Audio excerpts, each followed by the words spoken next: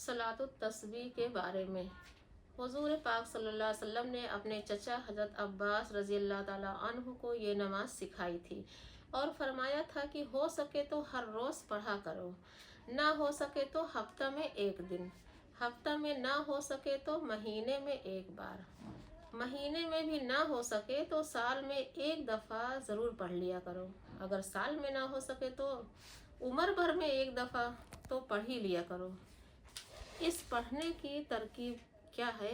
इसकी पढ़ने की तरकीब ये है, सलातुत तस्बीह की 4 रकअतें नफल पढ़ें और उसकी हर रकात में सुबहान अल्लाह वल्हम्दुलिल्लाहि वला इलाहा इल्लल्लाहु वल्लाहु अकबर 75 मरतबा इस तरह पढ़े कि सना के बाद 15 मरतबा, किरत के बाद 10 मरतबा, रुकू की तस्बीह के बाद 10 मरतबा, कौमा में 10 मरतबा, दोनों सजदों में 10 मरतबा और जलसा में 10 मरतबा। इस तरह कुल 4 रकअतों में 300 मरतबा होनी चाहिए।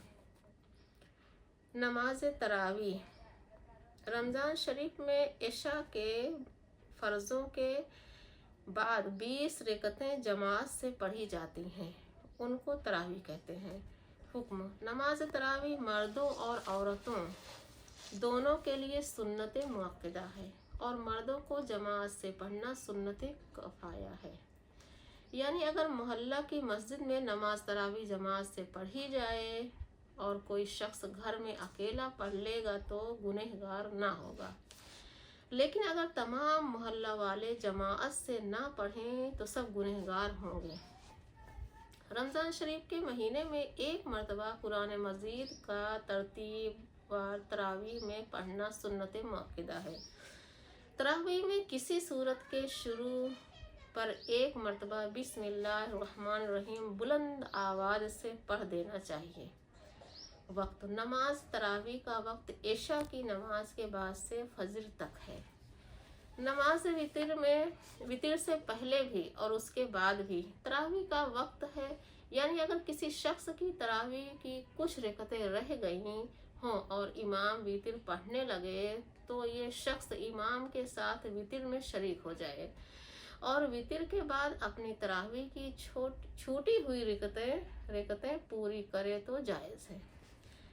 तादाद और तरीक़ा तरावी की 20 रकअतें 10 सलामों के साथ मसनून हैं, यानी 2-2 रकअतों की नियत करे और तरावी यानी 4 रकअतों के बाद थोड़ी देर आराम कर लेना मुस्तहब है। तरावी में क्या करें? 4 रकअतों के बाद जितनी देर बैठा रहे उसमें इख्तियार है कि खामोश रहे या आहिस्ता आहिस्ता कुरान मजीद पढ़ता रहे या तस्बीह पढ़ता रहे। अगर गुंजाइश ना हो तो अकेले नमाज नफिल पढ़ ले। अदा और कज़ा अदा किसी इबादत का जो वक्त मुकर्रर है उसको उसी वक्त में अंजाम दे लेना अदा है। कज़ा किसी इबादत का जो वक्त मुकर्रर है उसके गुजर जाने के बाद उस इबादत को अंजाम देना कज़ा कहलाता है। मिसाल नमाज ज़ोहर का एक वक्त मुकर्रर है, बस नमाज ज़ोहर अगर उसी वक्त में पढ़ी जाएगी तो अदा होगी और अगर ज़ोहर का वक्त निकल जाएगी तो बाद पढ़ी जाएगी तो समझ जाओ कि कज़ा है। हुक्म कज़ा फ़कत फ़र्ज़ नमाज़ों और वितर की पढ़ी जाती है, सुन्नतों की कज़ा नहीं है। जब तक कोई शरई मजबूरी ना हो किसी भी फ़र्ज़ या वाजिब को अपने वक्त पर अदा न करना सख्त गुनाह है। इसी तरह बिला उज़्र सुन्नत मुअक्कदा को अपने वक्त पर अदा न करना गुनाह है। नियत कज़ा नमाज की नियत इस तरह करनी चाहिए कि मैं फुला दिन के फजर या ज़ोहर की नमाज का कज़ा पढ़ता हूँ। सिर्फ ये नियत कर लेना कि फजर या ज़ोहर की कज़ा पढ़ता हूँ काफ़ी नहीं।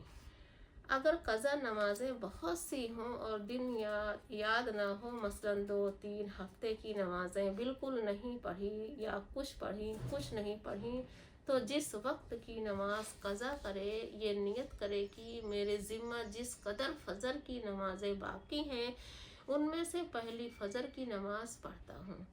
یا یہ نیت کرے کہ میں ذمہ جتنی نمازیں فجر کی باقی ہیں ان میں سے آخری فجر کی نماز پڑھتا ہوں۔